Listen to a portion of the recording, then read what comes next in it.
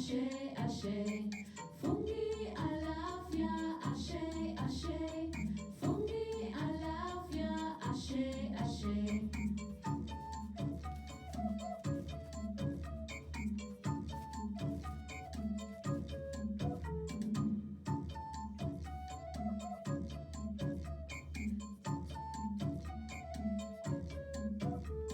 Jake Bakes a Monster Cake by Lucy Rowland and Mark Chambers.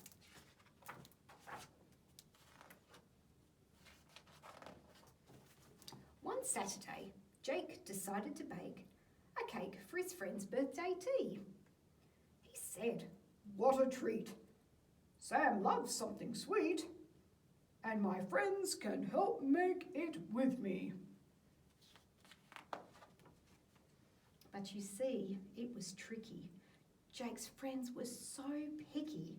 Their plans were quite different to Jake's. They liked juicy bugs and fat slimy slugs to flavour their favourite cakes. Do you like slugs and bugs in your cakes? I know I don't. That day, Monster Tour arrived at Jake's door and Ben walked behind with young Fred. Tilly was late, but she rushed through the gate. "It's time to get started," Jake said. They hurried inside and with aprons all tied, Jake showed them the recipe book. But Tor laughed with Tilly. "Oh, Jake, don't be silly. We don't need instructions to cook." She grabbed smelly eggs. You see the smelly eggs? And 8 spidery legs, 5 ants, some old pants, about 10. She whisked them and whirred them. She mixed them and stirred them, then handed the bowl on to Ben. Ben shouted, "My turn!" and he threw in a worm. He laughed invented and lime. "Oh, do me a favour. No, my kind of flavour is luminous bogey green slime." Jake started to mutter. "But what about butter? Perhaps some more sugar?" he tried. Fred thought for a minute.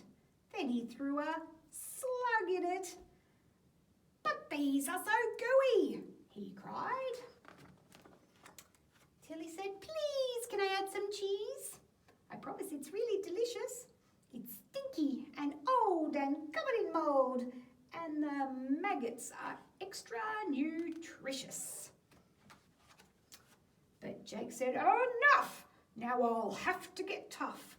You'll ruin our present for Sam."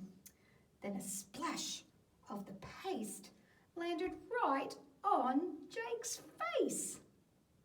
"Yum, what a good baker I am." With the mixture cooked through, Jake called the whole crew to carry the huge bake outside. But then in a muddle, Jake slipped in a puddle and groaned as he watched the cake slide. Sam opened his door. As the cake hit the floor, it fell with a splat to the ground.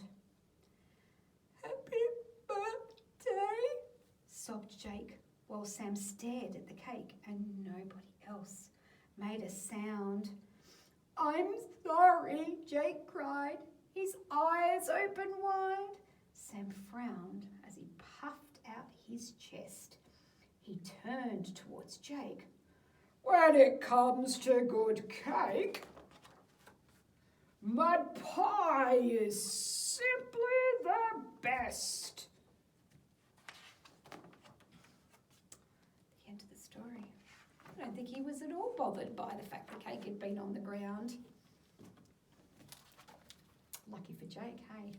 The snails on the bus go slide, slide, slide, slide, slide, slide, slide, slide, slide. The snails on the bus go slide, slide, slide all day long. The slugs on the bus go squelch, squelch, squelch, squelch, squelch, squelch, squelch, squelch, squelch. The slugs on the bus go squelch, squelch, squelch, all day long. The frogs on the bus go ribbit, ribbit, ribbit, ribbit, ribbit, ribbit, ribbit, ribbit, ribbit. The frogs on the bus go ribbit, ribbit, ribbit, all day long. The worms on the bus go wiggle, wiggle, wiggle, wiggle, wiggle, wiggle, wiggle, wiggle, wiggle. The worms on the bus go wiggle, wiggle, wiggle, all day long.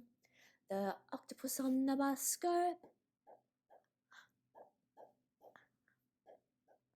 The octopus on the bus go all day long.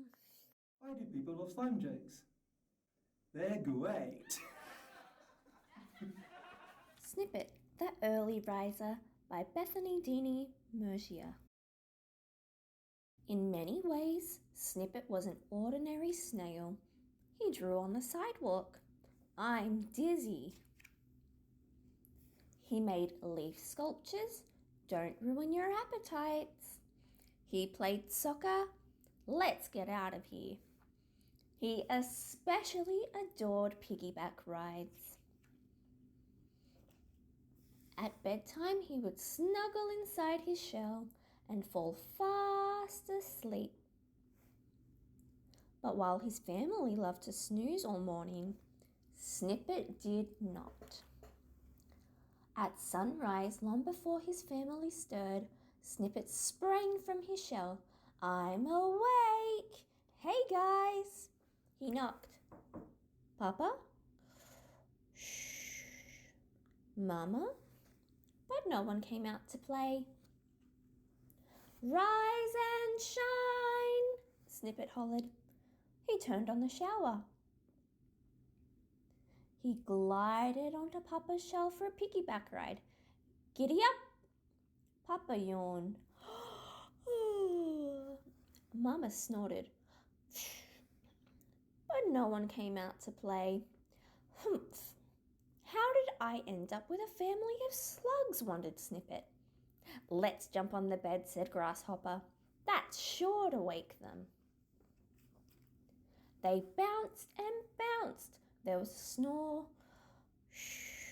a wiggle, and a twitch, but still no one came out to play.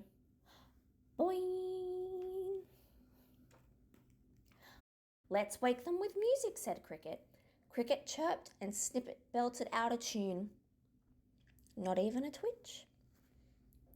Why don't we push them out of bed, suggested Ant.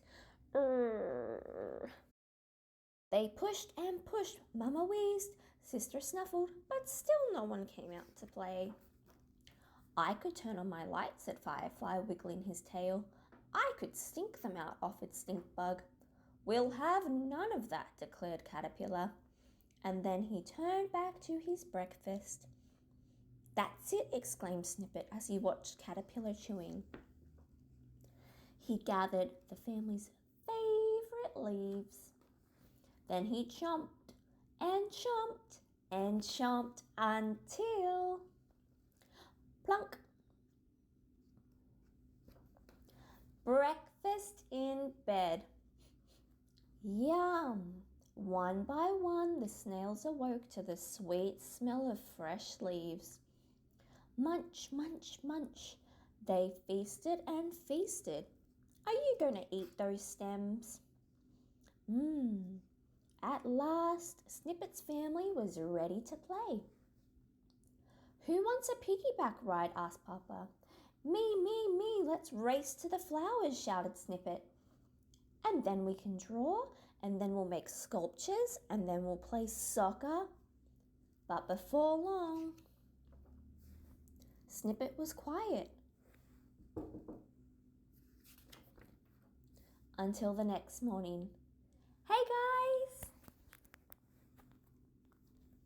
A slug hit his friend and then ran off. What did the friend say? I'll get you next time.